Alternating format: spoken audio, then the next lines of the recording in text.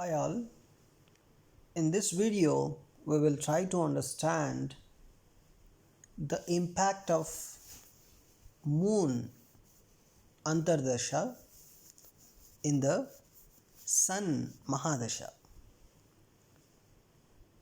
So generally if you see, sun is the main significator of job and status of your life, and he mainly represents your authority, your health, your digestion system, and also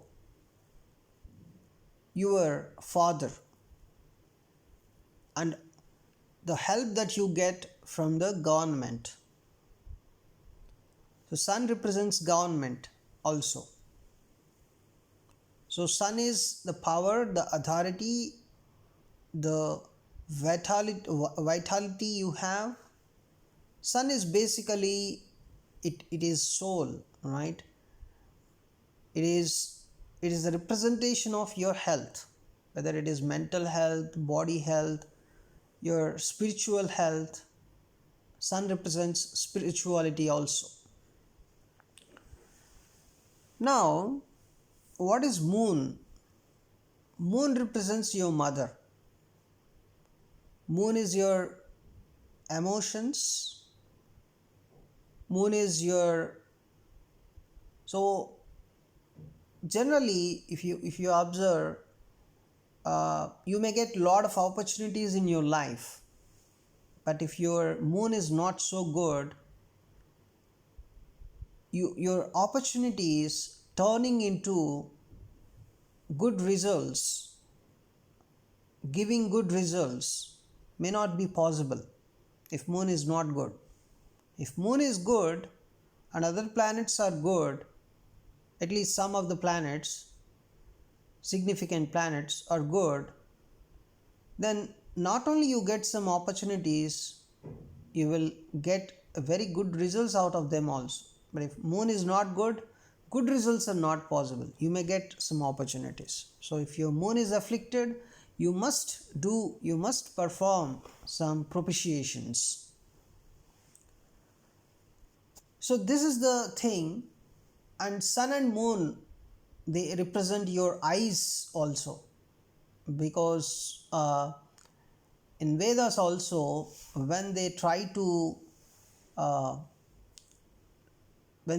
describe the Veda Purusha or any kind of it's related to human energy also, right? They try to compare one eye with sun and another eye with moon.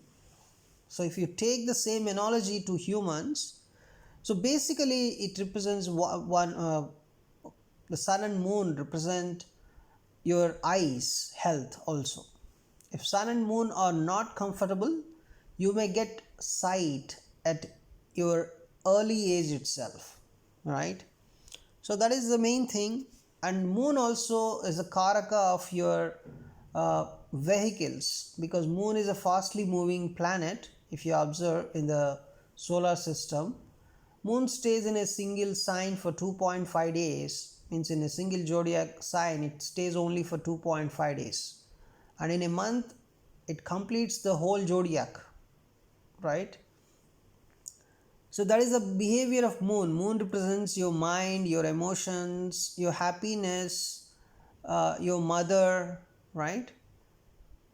Moon represents your vehicles. So if your moon is afflicted, even though you have some vehicles, but you may get trouble uh, in driving the vehicles, or you may not be much interested in driving the vehicles, or you may get problems in getting license, or any kind of vehicle related problems also you will face. So for that also you need to perform some propitiations so that your moon's energy will be fine, right? So these are the main things about sun and moon. And now, so this particular sun and moon, sun Mahadasha and moon Antardasha, So if moon is very much bad, let us say moon is afflicted, there is another thing like you may have some conflict, some continuous conflict with your mother also, right? So such kind of things. Maybe if your moon is very much afflicted, it may be possible that you like your mother much. You may give some uh, uh, very good respect or whatever to your mother, but if your moon is afflicted, you may not get the motherly love or the motherly affection in your life, right? Maybe you may get some kind of affection, but if your moon is afflicted, the motherly affection is also reduced, right? So that is the thing. And if moon is afflicted, you should not quarrel with girls, and you should not quarrel with your mother. That may lead to some problems and disputes. And also, if your son is afflicted, of course you should not quarrel with your father, right? So these are the fundamental things in astrology. Now let's try to understand the sun Mahadasha and moon Antardasha.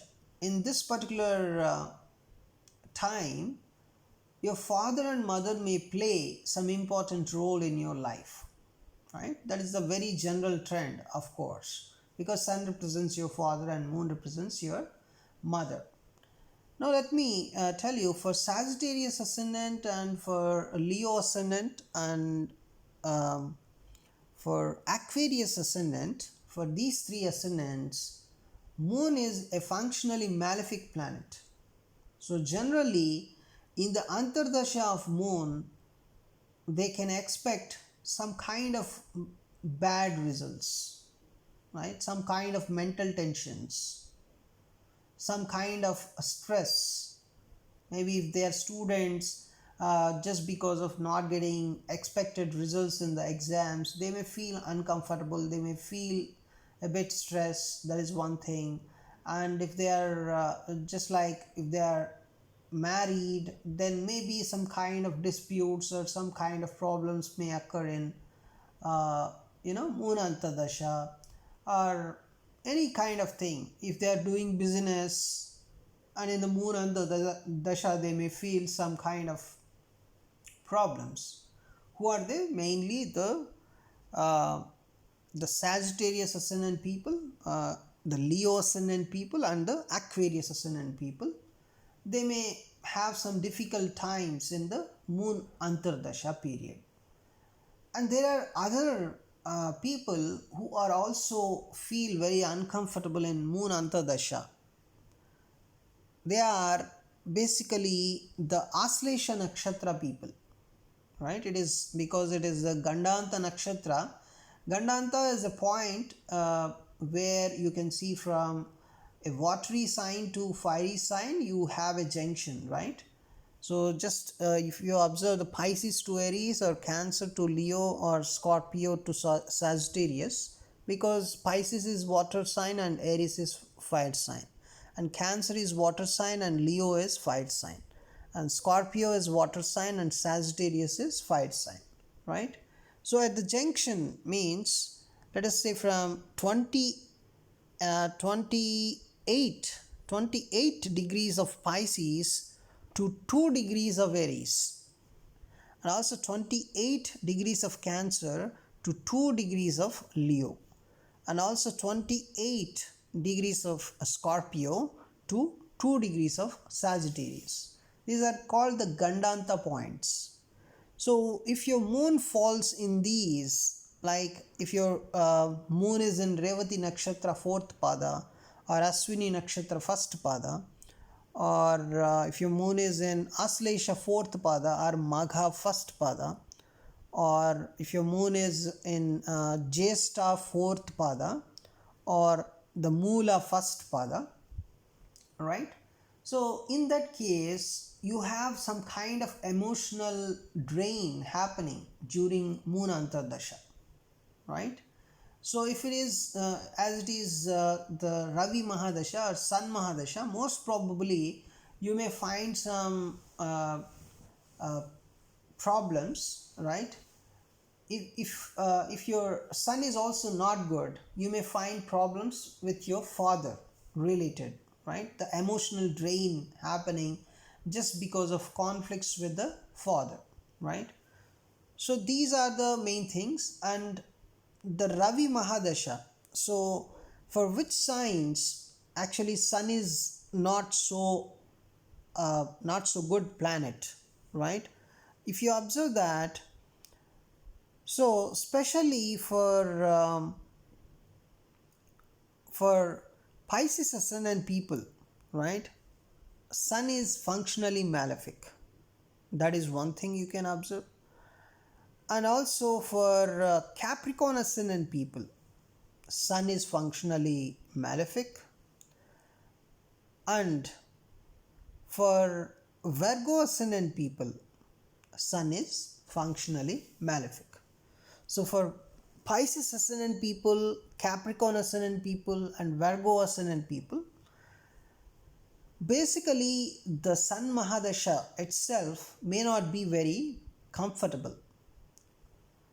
So in that case, but if you observe the Virgo ascendant people, uh, a moon is okay. The moon sub period is okay for them, right? Not much trouble. But the Ravi Mahadasha as a whole may not be very comfortable.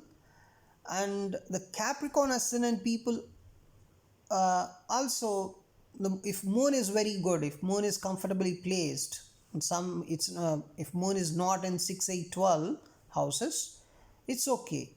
And in Pisces ascendant people also, uh, actually for Pisces ascendant people, moon is a benefic planet, functionally benefic planet, of course. So if moon is not placed in 6, 8, 12, for them also it is okay. But as a whole, the Ravi Mahadasha may not be very comfortable for them. Now let's try to understand. Uh, let's try to understand different horoscopes. Let's check one horoscope here, any horoscope. So here, if you observe a sun is actually placed in the ascendant itself, the Pisces ascendant, right? So sun, the lord of the sixth house, directly coming and sitting in the first house, as a lord of sixth house is related to, of course, diseases, enemies and debts.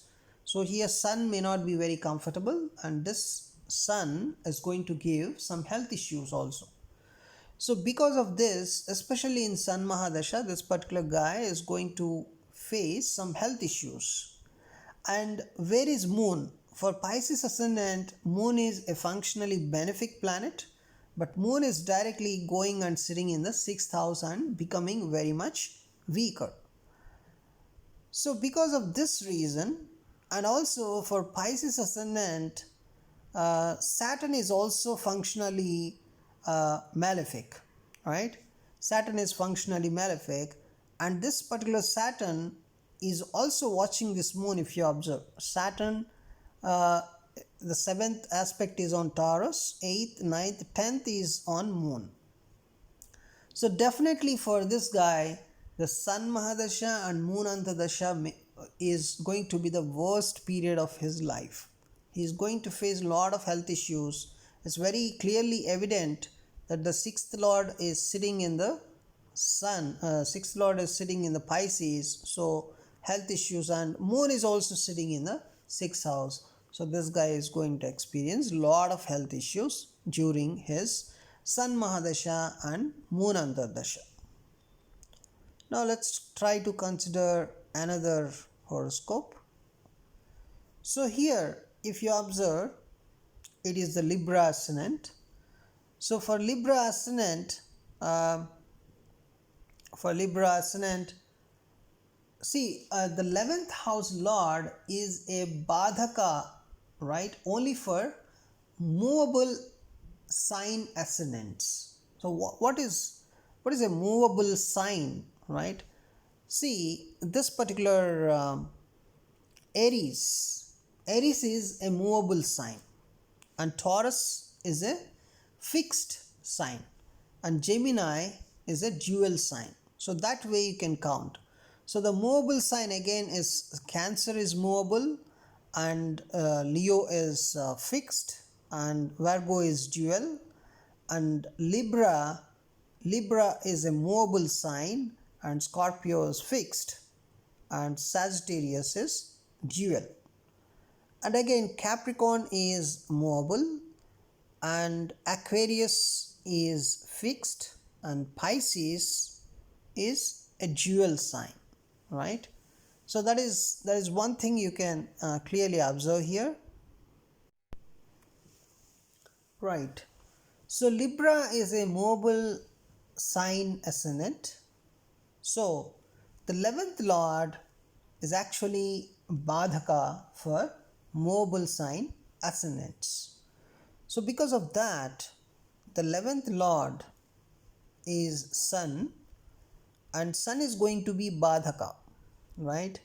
So also Sun is placed in the 12th house here. So because of that, Sun is going to become weaker. So whenever a planet is placed in 6, 8, 12 houses, automatically it becomes weaker, right? So because it cannot give much of its rays from the lagna is, let us say, when a person is taking birth and you're looking at the east direction, and in that east direction, whichever sign you can see in the sky, that becomes the ascendant of that particular child taking birth. So that is called as ascendant, the rising sign. So here Libra is the rising sign. So from the rising sign, if a planet is present in 6, 8, 12, that becomes weaker. It cannot emanate much of its rays, right? It's not a kind of debilitation state. It's not that. Debilitation is something like the planet is unable to emanate most of its rays, right? So that is the debilitation. But becoming weaker is a kind of it is able to emanate some of its rays, but not like, in a regular state, right? It becomes weaker. So that was identified by our sages. So that's why whenever a planet is present in 6, 8, 12 houses, that planet automatically becomes a bit weaker, right? Weaker means what? Whenever a planet is weaker, it cannot give its results completely, its significations completely. See, every planet is given some responsibilities. Something like sun is the responsible planet for your health status, your digestive health, and also your head. Right, your head is represented by sun, and sun is your authority. Sun is the help you get from your father, your government. Sun is your father basically, right? Sun is your straightforwardness, right? All those things, your open mindedness, right? So such kind of, sun is spirituality, sun is meditation, all these things. So that is sun. So sun is responsible to give all these things for a person. If sun is not very good in a person's horoscope, then sun cannot give all these things. If sun is weaker, so let us take in a classroom, if you have some students, a weak student cannot get much marks, right? That is a fundamental thing, right? The same way the sun, if sun is weaker, he cannot give what he has to give, what he is intended to give, right? Um so that is a problem. So the same way, sun is also significator of your job, your profession, right? So that is one thing. And if you observe Venus, what is Venus? Venus is the natural significant. Venus has some responsibilities given by automatically, naturally. What are the responsibilities? Venus is a significator of your houses, your vehicles, and also your celebrations at home. And you have, let us say, Venus is your food, your ornaments, your perfumes. Venus is your relationship. Venus is your marriage life. Venus is your uh, ornaments, all those things we discussed. And Venus is the relationship energy. Venus is the bliss that you get. Venus is material energy, basically, right? That is Venus. Venus is your wealth, right? So if Venus is not good, then it may not give much of its significations to you, right? So maybe some other planet, if some other, Jupiter is also, it can also give you some kind of wealth, good profession, good children, good wife, and all the stuff, right? Jupiter is good and Venus is not good. You may not be, a rich person, but as your Jupiter is good, you're comfortable with your life, you can have good amount of money, right? Such kind of things. And there are other people like Rahu. If Rahu wants, he will, Rahu and Ketu, if they are comfortable, they are just like extremities, right? So they either give crores and crores of money, or they give, they will show their real demonic nature to you. That is entirely a different concept, of course. So every planet is given some responsibilities. So if the planet is weaker, it may not give such kind of things to you in your life, right? So basically, here in this particular chart, Sun is weaker because it is present in the 12th house. For Libra ascendant, Sun is of course the Badhaka house. So this particular guy is going to get a lot of expenditure related problems. And Moon is, what is Moon here? Moon is the 10th Lord, and 10th Lord sitting in the 10th house itself is very strong. So Moon is very strong for this particular guy. But let me check the degrees. It's 5 degrees. It's very good actually. Moon is very good for this particular guy. It is Yoga Karaka basically. And Yoga Karaka sitting in the same house is one of the excellent things, you can say. But here, this particular Moon is with Ketu. Moon is at 5 degrees and Ketu is at what position? Ketu is at 3 degrees. So 3 degrees Ketu and 5 degrees Moon, they are very closely conjunct. So because of that, this Moon is called as an afflicted Moon. So afflicted Moon basically gives troubles with, you may get very good opportunities. For this particular guy, he may get very good opportunities in the professional life, but because of Ketu there would be some problems, right? Such kind of things. But of course, Ketu is able to give multiple jobs also for this particular guy, but at the same time he is going to give some kind of troubles like isolation in the work environment, and also detachment from the work environment. A kind of, he cannot take challenging jobs in the work environment, right? Such kind of problems he may give.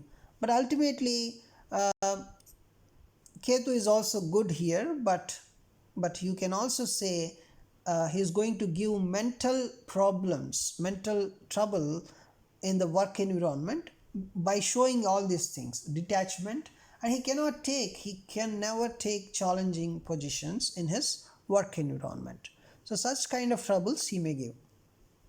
But because of Moon, again he is going to get some good opportunities, good strength, all these things. He may be in a higher level position because of this particular Moon is present in a good position.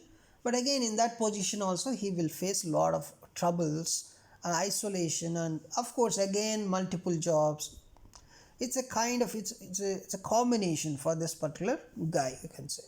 As a whole, if you observe, Sun Mahadasha is going to be very badhaka for him, and it is going to give him a lot of trouble in this in expenditure. and at the same time moon is going to give very good opportunities and also some kind of troubles because of Ketu. But at the same time he's going to manage everything. The expenditure he can get from the work environment anyways. So such kind of energy we can observe here. So let's try to take some other horoscope. So let's take some other time, right? So this is again Libra ascendant. So let's change some other to some other. Again Libra is coming because of the timing or something. So yeah, now it is Leo ascendant. So for Leo ascendant, Sun is a very good planet, and this particular Sun is sitting in the 7th house. So by nature, whenever Sun sits in the 7th house, he is going to give some troubles in the marriage life, because Sun in the 7th house is not good, right? So that is a fundamental rule. So it is going to give some marriage problems. And what about Moon? Moon is the 12th lord, so it's a functionally malefic planet and sitting in the 4th house. So for this particular guy, it's going to give some kind of divorce. So in the Sun Mahadasha and Moon Antardasha, so this particular guy may get divorce, right? So divorce or family means the separation from the spouse, lot of problems with the spouse. So such kind of energy you can clearly observe here, right? So let's try to check other. Yeah, this is also again Leo ascendant. So let's take some other now. Gemini ascendant. So for Gemini ascendant, if you observe, um, Sun is fine here. Sun is in the 9th house. Third lord in the 9th house is fine, not a problem. And what about Moon? Moon is the second lord sitting in the 11th house. It is also good, but Moon is with Rahu. And let me check the affliction. Rahu is at 3 degrees and Moon is at 1 degree. So afflicted. The Moon is afflicted. So because of that, in the Sun Mahadasha and Moon Antardasha, this person is going to have lot of mental struggle, mental pain, right? So that is one thing. But he is very lucky through communication. He may get a lot of luck if he is right in the communication field. He's going to get lot of luck. So definitely Moon is going to give some kind of gains also, but at the same time, as it is afflicted, so it's a kind of giving some 1 lakh rupees and just hitting the guy. So such kind of energy you can observe. He is going to get some good good amount of money, but at the same time he is going to have lot of mental struggle, right? So that's what we can observe here. So this is about the Ravi Mahadasha or Sun Mahadasha and Moon Antardasha. The point here is one is, how is your Sun's dignity, the Mahadasha Lord's dignity, and the Antardasha's Lord's dignity. You need to understand that. So based on that, you can predict some events in his life, or you can at least predict some kind of general trend that's going to set up for him, because mainly the transit effects, right? If you have the this particular Antardasha and Mahadasha, this kind of stuff is going to set up a general trend in our lives, whereas the transit effects, the current transits, means the current position of the planets, they are the main responsible things to generate the bad events in life or a great events in life, right? So sudden changes are because of them, the transit effects, whereas the general trend is because of the Vimshottari Dasha and the Antardasha stuff. So this is about our analysis of Ravi Mahadasha and moon Antardasha. Thanks for watching the video.